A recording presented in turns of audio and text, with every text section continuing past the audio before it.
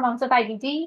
We have got a treat of an episode. I'm so excited in store for you today. Seriously, so many aha moments were had by me during this conversation. I know you're going to have them too.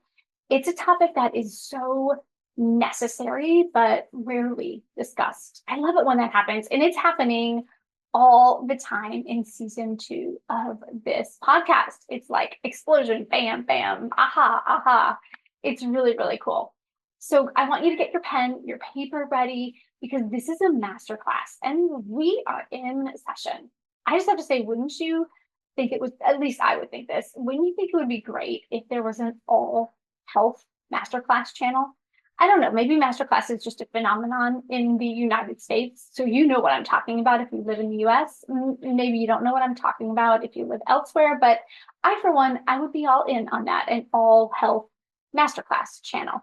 Today, we are in for that treat I was telling you about, because it's time for an insightful, highly intelligent, outside the box masterclass thinker of a guest named Dr. Michelle Jorgensen. Now, Dr. Michelle, she is an internationally acclaimed author, speaker, teacher. She's a pioneer in the field of biologic and holistic dentistry. She has, listen to her educational background. She has certifications as a therapeutic nutritional counselor. She's a certified nutritional autoimmune specialist. She's a board certified traditional naturopath. She has a degree in dentistry. Can you imagine having all of those credentials? That takes a lot of commitment, my friend. So Dr. Michelle, she is bringing her vast education and her experience to this episode today. Now, as Dr. Michelle tells us, after practicing in that more traditional realm of dentistry for 10 years, she ended up facing severe health challenges, and she discovered that she had mercury poisoning, not from her own mouth, but from drilling out mercury fillings from her patients. And this life-altering experience, it led her into the world of biologic and holistic dentistry. So for the last decade, she has been paving the way in this field, helping patients from around the world restore their health. At her practice, it's called Total Care Dental and Wellness. It's located in Utah.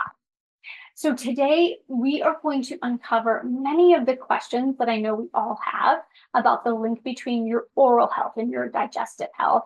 Because, oh my gosh, the link is so much bigger than we know. It's a shame that this is not a more mainstream topic. How often does your dentist connect that cavity that you're dealing with, that cavity you're in for, is actually connected to your Crohn's or your colitis? Not often enough. Dr. Michelle, she starts at the very beginning. For anyone who's new to what this is, she starts at the beginning with what the term biological dentistry actually means. She answers the questions for us about mercury fillings that I know so many of us have. She talks about whether mercury fillings themselves pose a risk, or is it the process of removing that that's more dangerous? You might be surprised by her answer there. And she explains the fascinating science of tooth meridian charting. I have had this done myself before, and I have to say, it was eerily accurate when we connected the dots between my tooth ailments and my gut health. So that's going to be really cool when she talks about that. She also shares details about the effects of mercury on your mouth, especially when you have gut challenges. She gives us a step-by-step guide to safely removing mercury fillings, and why it's so important to find someone trained, not just somebody who does it, but trained in doing this safely before you dive in.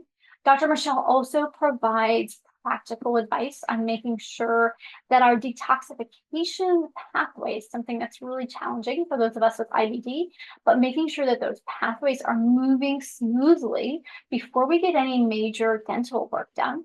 And she also enlightens us on the amazing ways that she uses ozone therapy in her practice. We have talked about ozone therapy in this season of the Cheeky podcast. So we're going back to the importance of ozone therapy, this time in the mouth. And then finally, she talks about how to choose the right dentist, not just for your oral health, but for your digestive health as well. So there's that, all of that I just said, and there's so much more coming your way in this episode. You just have to listen to it. I can't possibly fit in all of the juicy bits, all of the life-changing information we talked about in this convo. But I do want to say before we dive in, on just a little side note, unfortunately, I do have to say that Dr. Michelle and I, we had a bunch of technical and sound issues while we were recording. There's some lagging and weird connections at times. Unless you're watching it on YouTube, I don't think you're going to notice it much. My team was able to cut out most of those glitches, but just in case you notice a kind of a weird flow at times, that's what's going on. We just have kind of a lag between the two of us talking. All right, so I think that's it. That's all the information you need to get into this episode. Get ready, sit in, get that cup of tea. It's going to be a good one. So let's have an eye-opening conversation with Dr. Michelle Jorgensen. Trust me, it's gonna transform how you approach your dental health and your gut health all rolled into one. Let's dive in. Welcome, Dr. Michelle Jorgensen. It's such a pleasure to have you on the show. We're going to talk a lot today about gut health and oral health, how the two are interconnected. And what I'd like to do is start with just the most basic of questions. And that question is, what is a biological dentist? I know that many of my community, they have what's considered a traditional dentist, and they may not even be familiar with what that is. So what is biological dentistry? That's a great question. And I didn't know the answer to that when I started either. So I think that my story really kind of lends itself to understand a little bit what biologic dentist is. So if it's okay with you, I'll just share that a little. I think it really gives a good segue into explaining what it means. I'm a general dentist, so I'm just like dentists of all of your listeners, and I went to school and I learned how to do dentistry. My father's a dentist, and so I just thought that that's what you always did. You went to school, you practiced what you learned, and you just kept doing it for a lot of years. And that's not what happened for me. I started getting really sick. And interestingly enough, one of my biggest symptoms was gut health. And I didn't know what was wrong. So I started really changing everything. All the things that I'm sure you already talk about and teach about, I started doing all of those things, doing diet changes. And I was diagnosed with IBS myself. So a lot of changes, a lot of things, and some of it helped, but not all of it helped. And I was also having some major issues with memory. I just wasn't remembering things, and I've always had a really good memory. So I knew something was wrong. And my biggest thing was my hands were going numb to the point that I literally couldn't hold an instrument anymore. So I had my practice for sale. I was trying to figure out what I was going to do with the rest of my life. How I was going to support my family, all these kind of big things. And finally, a practitioner said, and I'd gone to every doctor, done every test. Nobody had any answers. And finally, someone said, have you looked into mercury poisoning? And I had never even considered that. I knew that silver fillings were 50% mercury, but I'd always been told, and the dental profession tells us, even as a dentist, that once it's in the filling, it's fine. It's stable. It's inert. It's not a problem. The problem is I was a cosmetic dentist. So I was drilling out all of those fillings and releasing all of those vapors while I was working. And I was breathing all of that in. My head's right above your head when I'm doing the work. So I got tested, and that's what it was, mercury toxicity. And so I had to figure out, was there a different way to do dentistry? Was there something else? And, a way that I could keep being a dentist and yet get well myself. And I found that there were ways. I didn't know of them. The profession doesn't talk about them. Dentists don't know even. And there's an organization that had an entire protocol set up for how to remove these fillings in a way that the dentist didn't get mercury exposure, that the patient doesn't get mercury exposure. I didn't even know it existed. So this is what's termed biologic dentistry, looking at the biology of the body and how does things in the mouth affect it. So I didn't just stop there because I thought, whoa, I nearly lost my profession and my career over this thing I didn't even know about. What else could be related to dentistry, to the mouth, to everything I'm doing on a day-to-day basis that affects overall health? And I didn't know what I didn't know. I'll tell you that. I started learning, and honestly, I started learning from doctors as well. They would say, hey, I have a patient that I think needs this. Do you do it? And I didn't have a clue what they were talking about. So I'd have to go and learn and research and go, oh, yes, now I can help your patient with that. I didn't even know what that meant. And so really my journey to where I'm at now, which I call health-focused or health-based dentistry, was simply because of my own health journey, but also doctors leading me and saying, we have patients that are struggling with this. We know or have heard that it can be related to dentistry. Can you help them? And so I started learning and bringing things into practice, and it's totally exploded. We have now, 6 doctors in our practice, and we see patients from all over the world. And so for us, biologic dentistry it's simply saying the mouth is connected to the rest of you. Could what's going on in the mouth be affecting the rest of you, and vice versa? And I've even taken it a little further to say, could the mouth actually be a little bit of a mirror for the rest of us? Where can we look in our mouth and say, our gums are doing that. That means our gut is doing that. Our tongue is looking like this. That means this is what our liver or heart is struggling with.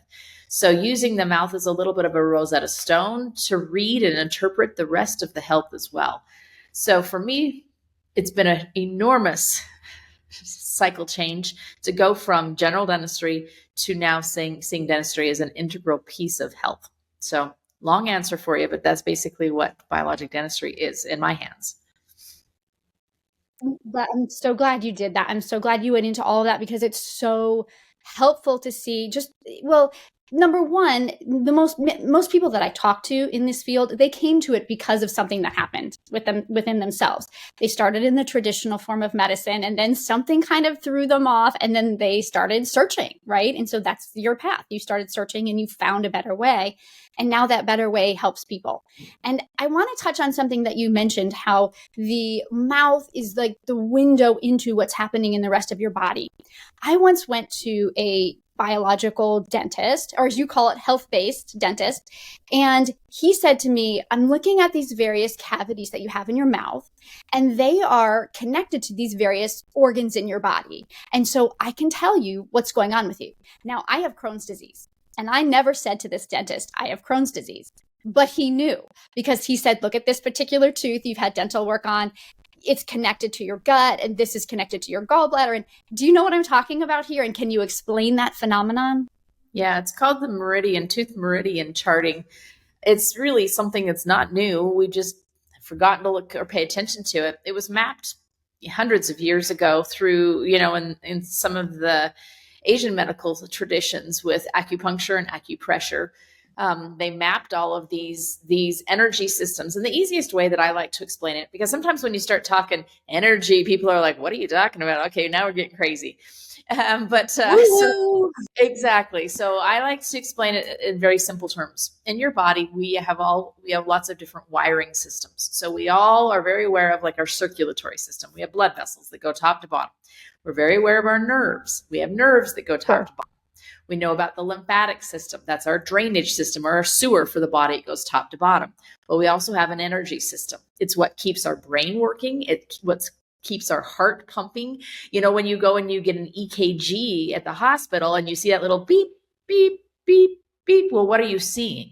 You're seeing literal electrical current that's passing through the heart. When we die, it means the electrical flow has stopped in our body. So we are alive because we have electricity passing through our system. For some reason, we kind of leave it at that. We go, oh, our heart pumps, our brain works, and that's like all the electricity. Well, no, that's how the rest of us works. That's how we move every muscle. That's how every internal organ continues to operate. And that electrical system is also a wiring system throughout the body. And interestingly enough, they've mapped and found that every one of those organ systems throughout the body is actually represented, or there's basically I like to think of as an on-ramp to that electrical flow. There's an on-ramp in the hands, in the feet, in the ears, interestingly enough, and in the teeth. And as you think about it, think about the stimulation we get in our hands, stimulation we get on our feet, and stimulation we get in our teeth. Every time we chew, we're actually activating that energy line that goes to all of those organ systems. This is how we keep our body charged, is by hand movement, is by foot movement, is by teeth movement. This is charging our electrical system. So every tooth is actually connected to an organ system in the body. You'd think, oh gosh, maybe all the teeth are just connected to the heart. No, that's not how it works, actually. So like all the teeth here in the front are the bladder, the gallbladder, the liver. That's up here in the front. About halfway back here is stomach, spleen, breast. So I have yet to find a person who had breast cancer that doesn't have a root canal right here or an infection right here. It's very interesting how this works. For the back, you get lungs, large intestine. So that's where you probably had your cavities, was back on molars, because that's going to be large intestine based. And then that's right. Yep. You're right. And then for the back, wisdom teeth areas is going to be the endocrine system. So the adrenals, thyroid, as well as all the sex hormones. So estrogen, progesterone, testosterone is all back in that wisdom tooth area. So when you have weaknesses or deficiencies in those areas, it gives you two things. First of all, that weakness in a tooth could lead to a weakness or deficiency in that organ system in the body, and vice versa. If you have a problem in the organ system, it may show up as a weakness in the tooth. So we use the tooth as an indicator both ways, both directions, so that we can say, okay, this is probably going on in your body, or, oh, hey, let's pay attention to the system because something's going on here. This might be the reason that this is a problem there. And so what's happening is when people are going to their traditional dentist, I bet there's no chance they're being told that. It's really when you say, these are the things that are happening, this is a biological dentist that's telling you that. Because a traditional dentist is just not talking in those terms. No, never. Well, I have an interesting story that relates to that. I had a patient that came in once, and as I looked at him, I'm pretty upfront with patients. And I said, has anyone ever told you you're orange? And he said, well, yeah, actually. People ask me all the time if I do like self-tanning cream. He said, and I don't do any self-tanning cream, but he was very, very much orange. And as I looked at his x-ray, what I found is he had root canals on the 4 front teeth right here from an accident when he was just a teenager. And those 4 front teeth had actually failed. The root canals had failed, and there was infection at the end of them. Well, those are all the liver meridian, or the liver energy channel. And so it was leading to jaundice. And he was jaundiced all the time. People were asking him if he used self-tanner cream. Wow. But it was really these root canals that had failed and were infected that were affecting his liver function. Wow. Yeah. So see, it's there. The signs are there, but it's just that most people who specialize in oral health are not focusing on it. Yeah. They don't know it. I want to go back and talk about something that you mentioned. Yeah, exactly. They don't. Yes. It's, something that I've learned I've had Crohn's disease since I was 14. And so something that I've learned is that with traditional doctors, for a while I was angry at them, and I had to let that go, because it's not that they are being malicious or mean or trying to get you. It's that they weren't taught it. And so I'm sure in your traditional dentistry training, these just weren't things that you were taught. You had to learn them on your own. And that all happened when you had this mercury poisoning. So I wanted to go back to talk about that, because I think that many people have mercury in their mouth, right? If you have metal fillings, you have mercury in your mouth. And so I guess my question would be, if I have that and I've had it for years, what should somebody do about that? Is it dangerous to get it taken out? Should you keep it? Is it still impacting you 20, 30, 40 years later? How does that work, and what should we do about it? Great question. And you actually had some really important questions in there. So the first thing is, people will say things like, that filling's really old. It's inert. There's no mercury in it anymore. The mercury's gone. And if they're saying that, they don't understand mercury. It's a physical metal. Like it's a thing. It's not like it's a vapor or a fume. It creates vapors and fumes, but it's a physical metal. Just like in a thermometer. It's that silver stuff that used to go up and down in our thermometers before they banned those kind of thermometers because mercury is so dangerous. So mercury doesn't just disappear into the nothing. It stays there. And the idea is that as it's bound with other metals, there's silver in those fillings, there's copper in those fillings, there's other metals. As it's bound to those other metals, it does create a hard material. However, the mercury doesn't go away. So what happens is as you're chewing, as you're toothbrushing, as you're grinding your teeth, as you're doing any of those things, you actually are wearing away the surface of that filling and releasing mercury.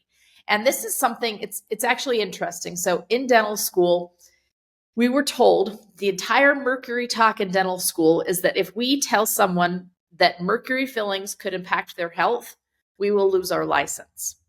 So that's the entire talk that we learned in dental school. We can't tell anybody that the mercury fillings may affect their health. So the good news is that there's been a lot of research that has shown that 100% mercury fillings affect your health. So now I can tell you mercury is released from those fillings 24/7. Every single time you chew, there's research that's showing these things. Now, can I come and tell you that caused your Crohn's disease? I can't tell you that, but I can let you go, okay, mercury is this. Perhaps this could be a problem for me and my Crohn's disease. So I'm very capable and able to tell you what research shows when it comes to mercury, if that makes sense. And mercury is always released from these fillings all the time. So when you have them in your mouth, it is going to affect you. What are the things that it's going to affect? Well, mercury is a neurotoxin. So it's going to affect nerves. It's going to affect memory. It'll lead to brain fog. It's going to affect, like for me, it created a lot of numbness in my hands. It's going to create numbness, neuropathies. It's also going to create gut problems. So this is a big one for your listeners because zinc is important for stomach acid creation. It's one of the precursors for stomach acid creation. Well, mercury actually binds at the same receptor site that zinc does. So if you have mercury in your system, it's going to affect the way your stomach is creating stomach acid, and it's going to affect your absorption and the way your stomach is handling foods. So I can tell you all of this, and then you can take these pieces of information and then take it to your own health and say, could this be my thing? Now, the really important piece that you said was, is it dangerous to take them out? And the answer is yes, if you don't do it safely. So there are entire protocols around this. And there's an organization called the IAOMT. And I can send you this and you can put it in show notes, IAOMT.org. I will.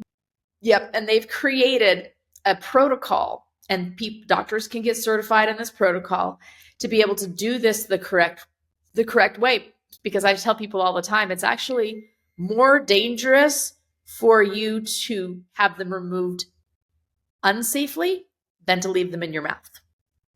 So to just go to any dentist and say, just get my mercury fillings out, that's actually more dangerous than leaving them be for a little while. So don't do that. You need to find someone who's going to remove these safely. Otherwise, you are going to just have all of that mercury redistributed in the entire body. I like to think of it like neighborhoods. It's just going to move neighborhoods and it's going to start ganging up on another organ system and another thing in the body. And don't do that. You don't want the mercury just to move to a new neighborhood in your body. You want it to actually leave your system. And you're going to need to do some very specific things in order to make that. So if I, look up a biological dentist in my area because I want these removed, is that assurance that this is going to be done correctly? What should I be looking for? So you're going to ask them, are they SMART certified? It stands for like Safe Mercury Amalgam Removal Technique. I think that's what SMART stands for in this acronym. You're going to ask specifically, have you been trained in the SMART technique? Got it. Just a quick interruption. We will get back to the podcast in a second. I'm wondering, are you like many of us with Crohn's and colitis? You're turning to food to help heal your gut, but you're just feeling really overwhelmed by the myriad of gut healing diets out there. There's gluten-free and dairy-free and paleo gaps, and it can be really confusing and frustrating and leave you feeling disheartened about which diet is the right one for you. And I've been there myself. That's why I created the Ultimate IBD Diet Decoder Quiz to help you find your best diet for your unique needs. Now, maybe you've tried one of these diets, but you gave up quickly because they were just too strict or they didn't fit with your lifestyle. Here's the truth. There is no one-size-fits-all diet, but there is one best diet for you. And the best diet for you isn't just about your symptoms. It's about your lifestyle and your personality too. Are you ready to find the gut healing diet that fits you like a glove? Head on over to KarenHaley.com/quiz to take my ultimate IBD diet decoder quiz. It's free and it only takes 3 minutes. Discover what you've been meant to be eating to put your IBD in its place. That's KarenHaley.com/quiz. And now back to the show. Which is what, just in a nutshell, what are the kind of things I should look for then? So they're going to do coverings on you. So when you go into the room and you're in the chair, you're going to have something that drapes over your body. You're going to have something that's actually over your face, so it's not getting on your skin. You're going to have a rubber dam that's used in your mouth so that you're not swallowing into the particles. You're going to have a nose covering so that you're not getting any of the fumes. And they're going to use a giant vacuum at your chin that will suck all the fumes towards the giant vacuum while they're being removed. The dentist and the assistant should also have a special mercury filter mask on their face as they're working on you as well. You also need to do a detox along with this. So either your functional medicine practitioner or the dentist should be able to tell you what to do to detox your body. And all you're doing is you're basically saying the mercury is going to be released. You're going to get more no matter how careful we are in the removal. So your body needs to be able to grab it and dump it. So those are the two detox pieces, as grabbers and dumpers, so that the mercury doesn't stay in the system. Gotcha. I want to touch on that. You just mentioned detoxing, that the body is going to detox when this happens. And that's a concern, because when detoxification pathways open for people with Crohn's and colitis, for people with gut challenges, it typically sends a flare to our gut. So if we do these detoxification protocols, I'm assuming it's something like a toxin binder, things like this, depending on what your health practitioner recommends. Is this enough for us? Because people with gut challenges are going to be a little bit more sensitive to this removal. So I always talk about how before you do this removal, you need to make sure that your deep detox pathways are working properly. So for someone with some gut challenges, that may be more than just the regular run of the mill. So I will usually recommend and say, make sure you're working with your functional medicine practitioner, whomever you're working with. Make sure that your detox pathways, and the way that this mercury detoxes is actually through the kidneys mostly. So you need kidney function, very, very good. You need liver function, very, very good. There may be some swallowing, so you do need gut function, but for sure, kidney and liver need to be working well. Okay, gotcha. Yeah, that's helpful for people to know if they're thinking about doing this. They really do need to do some planning ahead, especially when you have gut challenges. Do a little bit of planning ahead, work with a functional medicine doctor so that you are prepared for this process and it doesn't set off a flare for you. Yep. Okay, so speaking of gut health, something that I notice with all of my clients when they come to me, they seem to have the most cavities. They've had the most crowns, root canals, all of those kinds of things, more than other people. People with gut challenges seem to have more issues with their mouth. Why is that? Great question. It's funny because in my practice, I see a whole day of new patients on Wednesdays. And so just yesterday, I had a whole day of new patients. And we always joke at the beginning of the day, we say, what's the theme going to be today? For some reason, I have no idea why this happens, but the same people with the same challenges always seem to show up on the same day. So yesterday morning, after patient number 2, I said, I guess today is cavity day. And my team kind of laughed and they're like, yep, I guess today is cavity day. And all day long, that is what I saw, were people that had a lot of cavities. And the thing that I hear over and over is frustration. One woman, she said, I take meticulous care of my teeth. My husband, he doesn't even hardly brush his teeth. He never flosses. He's never had a cavity. And every time I go to the dentist, I have 4 more. And she was so frustrated. And she said, and I know that this is my kid's problem too. She told me that she had just taken her daughters to the dentist. One was diagnosed with 16 cavities and another was 17 cavities. And I was just devastated. My goodness. For her. First of all, the cost alone, thousands and thousands of dollars to get this work taken care of. But then these are teenage girls. These teenage girls are now going to have teeth that are going to be set in a cycle of dental work for the rest of their lives now, because you go from a filling to a bigger filling to a crown. Like, this is pretty well documented. So it just really is devastating for me to hear that. I'm like, oh my gosh, we've got to get on top of this. So how do you get on top of it? What is it from? There has to be a reason other than just you didn't brush your teeth well. I have way too many people who brush their teeth perfectly and get tooth decay, and they usually have a gut function issue. So let's talk about what's going on.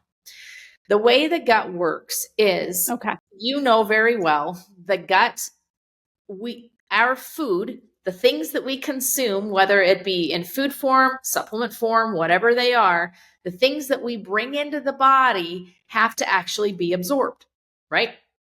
To be able to get from the mouth, the esophagus, the stomach, into the rest of the circulatory system, and then benefit the rest of the organs, you actually have to absorb that. That's going to be the first issue. I mean, we talk first about, okay, make sure you're eating the right things. You know, if you're never eating a mineral, then obviously your body's going to be mineral deficient. But usually people are saying, no, I'm actually doing everything right too. You know, I'm eating really well. So this comes down to absorption issues. And that is, I think, the tie-in with gut health and absorption, or with gut health and cavities. Because what happens is, if the body is mineral deficient, it has to have minerals. It has to have minerals to keep the brain going, to keep the heart going, to keep the bones working, to keep, you know, any growth that's happening, any repair in the body. It all requires minerals.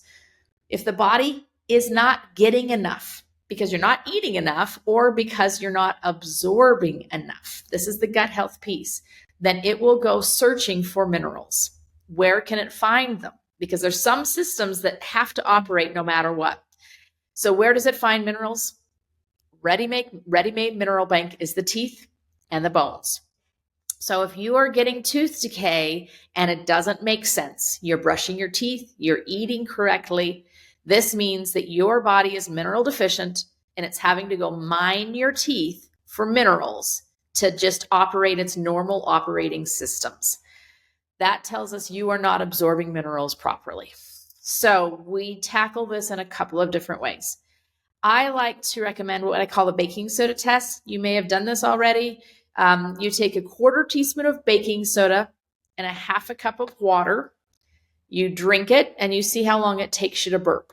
So what are you doing here? It's kind of a rough and easy, test that you could do at home to see what's the stomach function like. I tell people it's a science experiment. Just like when you made that volcano in science fair and you dumped baking soda and the vinegar together and it, erupted in that volcano. That's what happens. When the baking soda hits the vinegar, you get an eruption and it comes out as a burp. So you should be burping in 2 to 3 minutes after drinking the baking soda water concoction. If you are not burping in 2 to 3 minutes, it means you have inadequate stomach acid. Well, stomach acid is incredibly necessary for a few different things. Stomach acid changes the way minerals are basically, it makes minerals absorbable. It breaks proteins apart into the absorbable piece that's called an amino acid. It actually kills bugs and things that we consume with our food. Stomach acid does so many things. Now, here's one thing that's really interesting that's been a fad lately. You've probably heard of all of the alkaline water. People are drinking alkaline water like, oh, I need to alkalize. I need to alkalize. Well, the problem is when you drink alkaline water, you're actually alkalizing your stomach. That is a place that you do not want to alkalize. You want your stomach to be very acidic because the acidity is what breaks the food apart. So if you are dumping gallons of alkaline water into your stomach or drinking alkaline water along with a meal, you have basically taken away your body's ability to digest the food you just fed it. So that food will go through to the other side. It'll show up as all sorts of symptoms, and you will be mineral deficient and will have a mouthful of tooth decay. You also will have bones that are full of holes. I just can't see your bones as easily as I can see your teeth. So you've got to be very cognizant of where do we want alkalinity and where do we want acidity. We want acidity in the gut.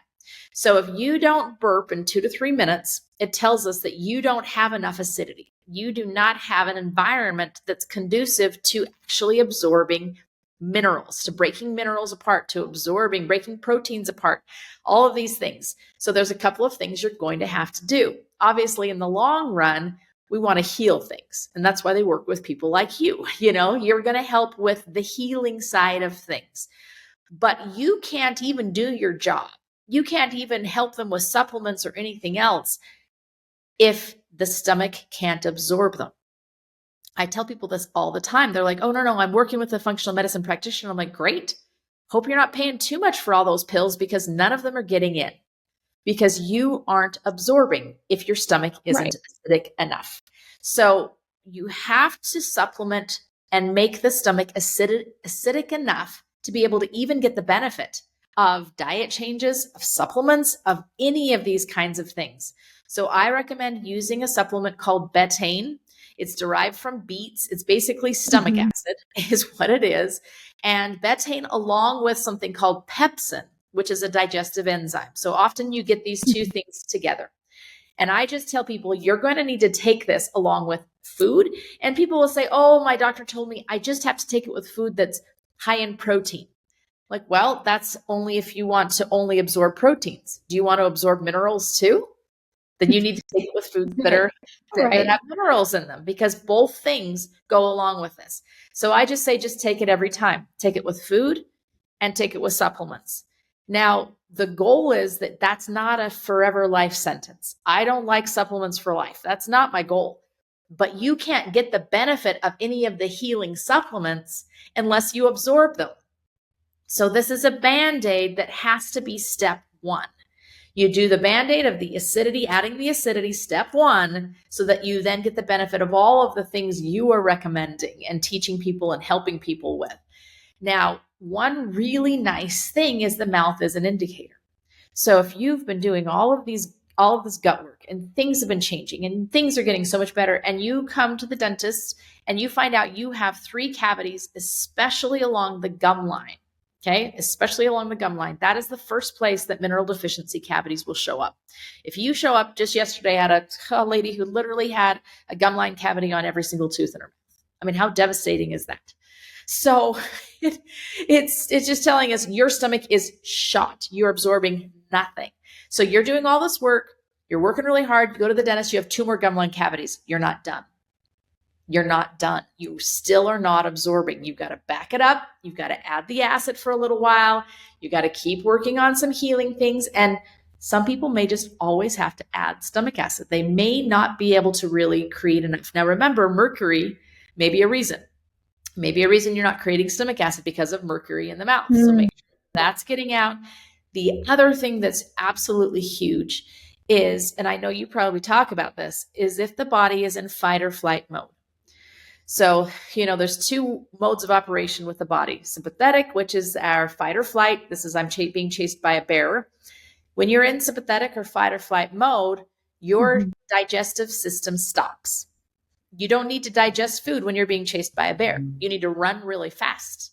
So all the energy goes to the extremities and moves away from everything that functions here. The other side of the coin is the rest and digest, or parasympathetic side.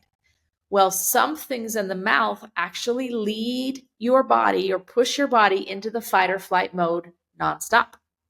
So these are really important to think about when it comes to gut function as well. Because if your body's in fight or flight mode, no matter if you supplement, no matter if you change your diet, no matter if you do all these things, your body will not create stomach acid because it's being chased by a bear. So what are some things that can leave the body or make the body feel like it's being chased by a bear? Two things that are biggies in the mouth. One is hidden infections. We already talked about the mercury, but one is hidden infections. And two places they hide is under old root canals and where teeth were removed. So that's one of them. The other one is if you're not getting enough air while you're sleeping. You literally feel like you're suffocating. People will term this as sleep apnea, snoring, poor sleeping. I toss and turn all night. I wake up 3 or 4 times a night. Those are all signs that you are not getting an adequate air when you're asleep.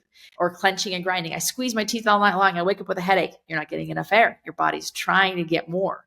Those will all push your body into fight or flight. Have you ever suffocated? Have you ever had a pillow head to your face? Have you ever, like swam underwater a long way and have thought, oh my gosh, I'm never going to make it. Your body gets into that panic mode. You won't create stomach acid. You won't digest properly. So they're huge. These are huge pieces that have to be addressed if you have poor gut function. Is there something that's just turning the gut off? So sorry, that was a really long answer for how does it relate? Because there's so many things that relate. Hey there, it's Karen popping into the episode. I want to thank you so much for tuning into the Cheeky podcast for moms with IBD today. The great information that we're dishing out on this pod is exactly the same type of conversations I get to have with my clients every day. And if you're ready to take your IBD healing journey to the next level and move into being the mom you always dreamed you'd be, then hop on over to KarenHaley.com/consult and book your free IBD consultation with me today. Remember, my mom had to be a little bit different and spell my name with a Y. So that's KarenHaley.com/consult. Now, on our call, we will dive into what you're struggling with most right now and make a plan for how we can work together to help you achieve your big, bold, beautiful, life-transforming goals. No more sitting on the sidelines, waiting for that miracle cure to magically happen. You've got what it takes to do this, mama. You just need a little nudge in the right direction. And I've got your back. KarenHaley.com/consult. And now back to the show. It's a massive topic, I know. So number one, and I have taken the betaine before, I've had to do that. And I regularly now take a digestive enzyme with pepsin in it. And I need to do that for life. I know that about my personal digestive system. And then if those things are not working, just to kind of recap, because you've mentioned so much, I want to make sure everybody gets it. Then you're talking about looking at airway challenges. And so who would be a good practitioner to help with that? Again, a biologic dentist. So what you need, the very first really? Okay. tool, the screening tool that you're going to use is what's called a cone beam CT scan. So biologic dentist is going to take this cone beam CT scan. And what tell us about that. What it is it's a dental specific CT scan. It's not like anything that you've done in the hospital. So people are always like, oh, no, I don't want to do that. No, it's not like that. It's very dental specific. It's called cone beam because it focuses just on this head. And so what I'm able to see when we look in this scan is, number one, are all the teeth healthy? Do they have infection at the end of the roots? And I can see things that you cannot see on a traditional dental x-ray. There is no way. In fact, I will compare side by side multiple times during the day. I'll say, let's pull up the regular dental x-ray. Let's pull up the CT scan. Oh, and I'll just show patients and they'll go, oh my gosh, it looks totally like I can see my abscess on that and I can't see it, Absolutely. We see things that we couldn't see. So we're looking for failed root canals. So has a root canal reinfected, and often they're called silent. They don't hurt.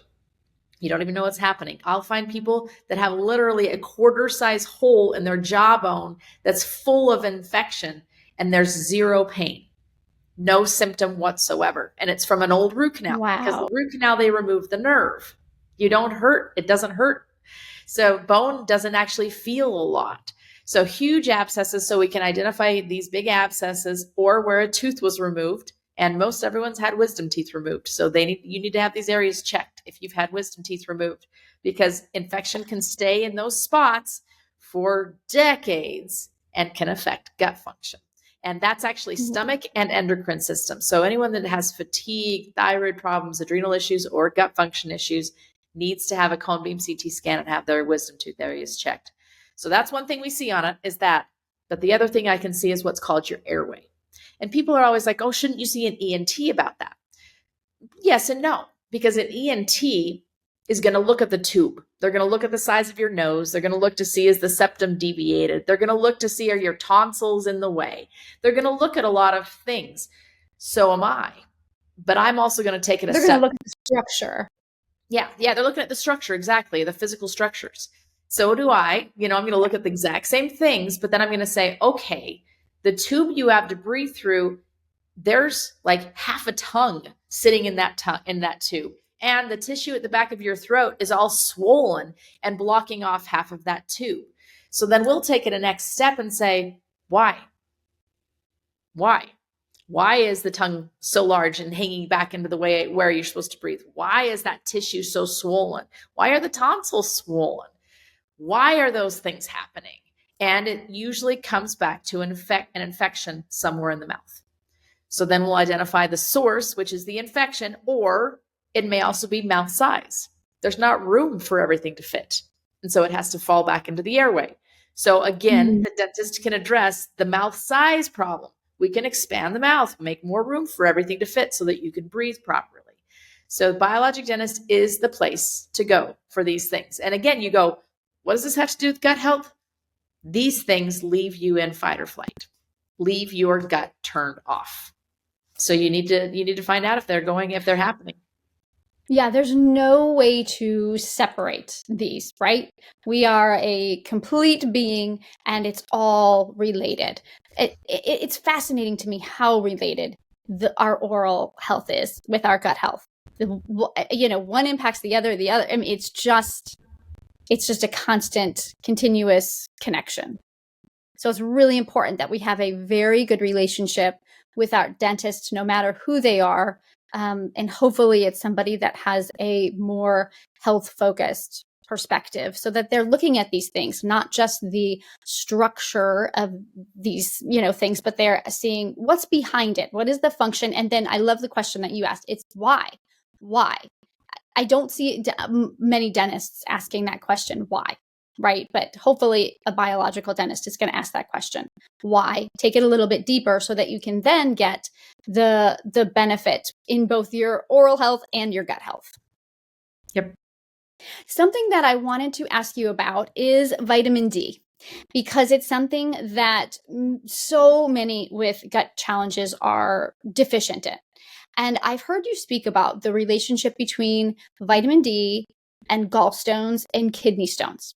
And so, like I mentioned, many people with gut challenges are D deficient. They also are more prone to gallstones, to kidney stones. This is a personal question for me, Dr. Michelle, because I'm dealing with kidney stones right now. So can you please help us understand what is the link between all of this and how does it relate to our oral health? So vitamin D and its buddy, vitamin K2. So really we have to be pretty specific here. It's vitamin D3 and vitamin K2. And the reason we have to be very specific about K2 is there's a K1 that's a very different vitamin. If I were to name these, I wouldn't have named them the same letter. So we're talking about vitamin D3 and vitamin K2. So vitamin D3, one of its main purposes is to grab calcium out of the circulatory system. So once we digested and absorbed calcium, it starts to float around and find a place to be used. Well, vitamin D3 is the thing that grabs it, that can grab hold of it in that circulatory system. Vitamin K2 is then the thing that takes that complex and puts it in the cell. So unless you have both of those, what you end up with is a lot of free-floating calcium. What does that free-floating calcium do? It goes and clogs up kidneys, creating kidney stones. Calcification. Have you heard that word? Calcification. Calcification is calcium where it doesn't belong. So it will create a kidney stone. It will gum up a gallbladder and create gallstones. It will create calcification in arteries. This is often what leads to blockages and heart attacks, is calcification in arteries. It will lead to tartar on the teeth because it's just free-floating calcium. It gets in the saliva and it lands on your teeth. So all of those things are signs that you are not utilizing calcium properly. So you need to increase the vitamin D3 and make sure that it also has the vitamin K2 along with it. Because if you just do the D3, you're still not going to get it in the cell. So make sure you have both of those together. Now, why, when people have poor gut function, do they have poor vitamin D3? That's the next why, right? Most likely it's an absorption. Mm-hmm. So there's just not absorption. Absorption just isn't happening the way it should, because vitamin D3 is actually a difficult one to get. It isn't in a lot of foods. It's only pretty much in animal products. Vitamin K2 is another one that's difficult to get. It's only in animal products if the animal has been fed grass, which that's pretty few and far between in our world anymore. So really, we're all pretty deficient in vitamin D3 and K2 in our world today. And then if you add on to that poor absorption, you're just going to exponentialize the deficiency that everybody sees, but you're going to be even more deficient. So I think if you have poor gut function, you're going to just have to plan to take a vitamin D3 K2 supplement. It's just going to be part of what you do. And it's not a risk to be taking it at higher doses, because I see a lot of my clients, their doctors have said, well, you need to be taking the 50,000 IUs weekly, and they put them on that for long term. That's a really high dose. So any, side effects, problems with that long term, especially for people with gut challenges? I've heard controversy both ways. So I learn in Switzerland. One of my mentors teaches at a place called Swiss Biohealth. And he has scores of research showing that there is no toxic dose of vitamin D3. But then I also have colleagues and others that have said that that's not true, because this is a fat-soluble vitamin. So there are two different kinds of vitamin types. There's water-soluble vitamins. That's going to be vitamin C, vitamin B. All the B vitamins are going to fall in that category, which means they are just excreted. If there's too much, you just pee them out. Vitamin D, A, E, and K are fat-soluble. So what that means is they're stored in fats, and they don't excrete the same way that the water-soluble vitamins do. However, it's pretty interesting to watch a blood test, because I've done this with myself before. Taking high doses, I'm way up here. I cut my dose in half and I drop pretty quickly. So they leave the body fairly quickly. My safe dose is about 5,000 IUs a day. I think you can stick with 5,000 IUs a day at a consistent level, and it will keep you dosed what you need for calcium metabolism. Now, you asked, how does this affect oral health? Well, remember we talked about minerals being essential for dental health. These minerals and vitamins are essential for no cavities.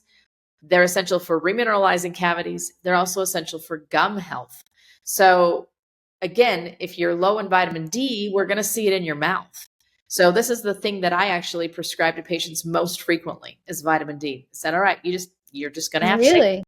Yep. You're going to have to take this if you don't want cavities anymore. And when it comes to people with gut challenges, in my practice, I'm always saying I really like the liquid supplements, the sublingual. I'm trying to think of the company Orthomolecular, I think it is, the D3K2. It comes in a dropper. I really like that. How about you? Yes, anybody that has a gut health challenge, so an absorption issue, I will tend to defer to liquid if possible, and powder next, and capsules third. Because the capsule is going to require additional processing in the gut. And if your gut is a little wimpy, then we can't really ask it to do extra work. So let's just give it a liquid form to make it really easy to get it in. Yeah, there's great sources. In fact, we use the orthomolecular one. There's a few. There's great sources of liquid vitamin D. The other nice thing about the liquid is you can dose it quite easily.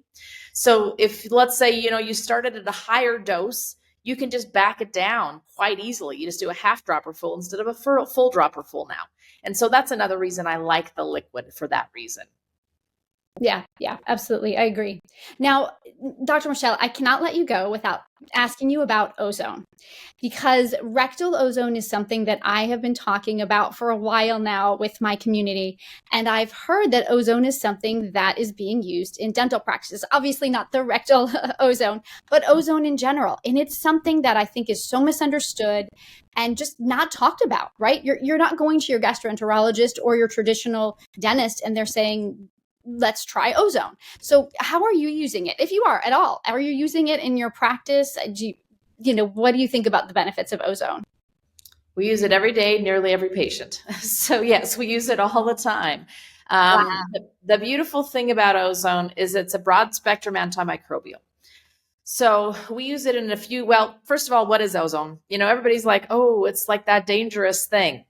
No, it's actually 3 molecules of oxygen. So what are the side effects of ozone? Oxygen. What are the downstream metabolites? Oxygen. Yeah, okay, well, but it's oxygen. That's all it is. So what does it do? Well, when there's 3 molecules of oxygen together, I always tell people oxygen likes to be in pairs. So it doesn't like that third wheel. And that third molecule of oxygen is very unstable. He's looking for his own buddy to go hang out with. So it loves to bind to microbes. The great thing is our cells are actually resistant to the oxidation or this oxygen molecule binding to it. The only cells that aren't are eyes and lungs. So those are the 2 areas that you need to be cautious with when using ozone, because eyes and lungs are actually they can be damaged by ozone. So you need to be careful about that. Don't breathe it in and don't blow it in your eyeballs. But it will bind all the rest of the cells it can't do anything to, but it will bind to every single kind of bug. So it doesn't matter if it's a bacteria, a virus, a parasite, fungus, it will kill all of them. It's not specific. So what we use it for are a lot of different things. We use it to keep all of our water clean in our dental office. So that's a real simple thing we use. We use ozone water in all of our water lines. We use it for underneath a filling. So if you have a real deep cavity, and if we keep removing the cavity, if it would uncover the nerve and then kill the tooth, this is how teeth go to root canals. If that would happen, what we do instead is, instead of removing that deepest part of decay, we actually use ozone on it. It kills all of the bacteria in that cavity. We're able to fill over the top of it and save a tooth from needing a root canal. We do this all day long, every day, keeping teeth from needing root canals by killing the deep bacteria inside of the cavity. We use it in gum disease. So we use it to flush all of the gum pockets everywhere and balance the oral biome. You talk about gut biome, there's an oral biome as well. So we kill bacteria in the mouth. It desensitizes teeth. We use it when we remove these failed root canals or clean out areas where a tooth didn't heal right, because it kills any bugs living in those holes in the jawbone. So we use it in gas form and in water form to clean out all of that. And the beautiful thing is we don't even need to know what we're killing, because we know we're killing anything and everything. So that's great, because there's a lot of tests you have to take. Yeah, there's a lot of tests that, you can go, okay, exactly what bugs are living in your mouth? And I say, I don't actually care, because guess what? We're going to kill them all. So let's save your $250 on that test and let's just kill everything and just make sure that you stay healthy from here on out. So we use it for everything. What are the side effects? Nothing. Better health. That's the side effect. I wish more people were talking about it. Yes. And I wish more people were talking about it. And I love your explanation. It's so simple and layperson. It's something that I think a lot of people complicate. So thank you so much for that explanation, because I think that's really helpful for everyone. Good. Yeah. So, okay. So I know that there is a wealth of information on your website. Make sure I'm getting it right. Living Well with Michelle. Did I say that right? Okay. So folks, we have been talking about Living Well with Dr. Michelle. Thank you. Okay. So we have been talking a lot about biologic dentistry, but you are a very smart woman, very accomplished. You're also a naturopath. I think there's some nutrition training in there. You're fermenting. There's just a wealth of information on that site. One of the things that I was looking at lately was about the tooth powders that you have on your website.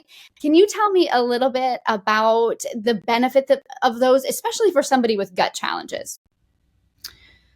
Yeah, there's actually a huge benefit for those who have gut challenges. So I formulated these tooth powders and the mouth rinse. There's a tooth powder and a mouth rinse because I didn't want to have, well, two parts. I believe that you can heal teeth, especially if the cavity is in the outside layer of the tooth. But you have to have the correct minerals in order to do that. So both the tooth powder and the mouth rinse have something called hydroxyapatite. What is that? It's just a mineral complex that your teeth are made of. It's the actual thing that these are made of.